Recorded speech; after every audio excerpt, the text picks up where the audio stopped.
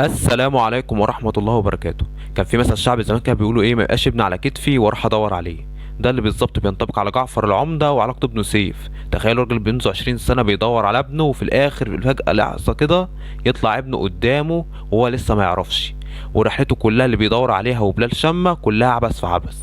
والجميل في الموضوع احنا عارفين مكان سيف فين، بس للاسف الشديد مش عارفين مين السبب الاساسي انه يخطف سيف او يدبر له انه يتسرق عن طريق بلال شمة. ده بقى الجميل في الموضوع. عشان كده هنتكلم في الفيديو ده عن اقوى 5 سيناريوهات محتمل حدوثها لخطف ابن جعفر العمدة. السيناريو رقم 1 وهي وداد، واكتر ناس شاكه فيها هي وداد مرات سيد العمدة. هي مش شبه بقى بسبب انها بتدافع عن جثة، لا، ناس كتير اكدت انها خصوصا انها بتزور شوقي بن فتح الله ممكن يكون الدافع الاساسي انها بتنتقم من جعفر، خصوصا بعد سجن حبيبها. مش كده وبس، كمان ده ممكن كمان نشوف بعد شوقي ما يخرج من السجن ترجع تاني ليه، وساعتها تحصل عداوه ما بين سيد، وساعتها جعفر هيتدخل ساعات كمان مع شوقي، وممكن كمان الحرب تنقم من الاتنين. تخيلوا بقى السيناريو ده لو حصل، والتخيل ده كان حصل هيبقى مصيبه سودة. السيناريو التاني ده استنتاجي شويه، ممكن تكون هي دلال هي اللي تكون حرضت على خطف ابن عبد الجواد من مستشفى نفسها. طب الفكره ليه بقى بتعمل كده؟ ما عشان قتل اخوها، جعفر قتل اخوها بالخطا اثناء الدفاع عن نفسه، وممكن كمان هي كانت بتعمل كده وعملت الحركه انها مخطوفه واجهضت، ما كانش في حمل اصلا من اساسه عشان تبعد الشبهات عن نفسها. كل ده بهدف انها برضه تحافظ على مكانتها عند جعفر، او ممكن تكون بتنتقم لاخوها اللي اتقتل بالغلط امام جعفر. السيناريو رقم 3 اللي بيفكر فيه جعفر عمدة نفسه، ان يكون اخوه كان سبب رئيسي في كل البلاوي اللي بيعملها ده. هو كان بهدف انه اصلا عايز ياخد مكانة جعفر. كمان فكرة ان هو اصلا ما بينجبش اولاد دي مخلياه او محساه طول الوقت بالضعف.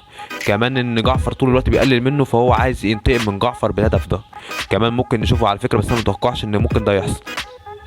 السبب الرابع ده لو حصل ده يبقى مفاجأة من العيار الثقيل، وتوقع ان هو هيحصل على فكرة، ان يكون اخت جعفر وزوجها نعيم هما السبب الاساسي لخطف ابن جعفر. بصوا كده شخصية نعيم هتلاقيها طول الوقت هادئ، بيتكلم بثقة، طول الوقت مطمن، عارف كل اسرار جعفر، عارف كل تحركاته، عايز يفوز بمكانة جعفر، مش عايز يبقى طول الوقت يبقى الخدام بتاعه والايد اليمين. ممكن تكون برضه هي اصلا صباح اللي هي اخته نفسها تخلي جوزها يطلع على شخصية جعفر، وهي ممكن تكون التبرير من هنا على فكرة. وممكن كمان كل الدراما ان هو يطلعوا حاجه مختلفه او شيء مختلف انت من عمرك ما تتوقعه. هنا ممكن عندنا هنا محمد سامي عملها كتير قبل كده، ان هو مثلا يطلع شخصيه شريره وشخصيه طيبه، ويطلع شخصيات طيبه هي كان الذنب زي ما عملها في مسلسل لؤلؤ. السبب الخامس او ممكن يكون بعيد شويه بس ممكن يحصل، ممكن تكون صفصف والدة جعفر العمدة هي السبب الرئيسي. طب ايه مبررها بقى انها تعمل كده وتعمل تنفذ الخطة ديت؟ ناس كتير قالت انها مش امه اصلا، ده هي ابوه متجوزها، يعتبر هي زوجة التانية، ويعتبر هي اكتر واحدة تكره ان جعفر العمدة يكون ليه ابن او حفيد او يكون عايش حياة سعيدة، وعشان كده موصله طول الوقت انها بتحبه وقريبة جدا من زوجاته.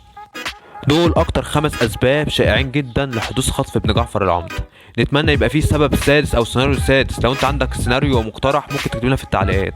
كمان محدش هيفهمنا التعليقات دي او السيناريوهات اللي احنا قاعدين نقولها ديت غير واحد بس، اللي هو بلال شم. هو ده الوحيد اللي يقدر يفسر لنا الحكايه دي كلها. بالنسبه للمسلسل، مسلسل جميل جدا، ومحمد سامي قدر يطلع لنا شخصيه مختلفه في كل عمل او كل بطل فيهم. كمان اللي رجع حبيب محمد رمضان على فكره يا جماعه. تابعونا على قناه VIP سينما، مع تحياتي لكم كلكم، هادي احمد.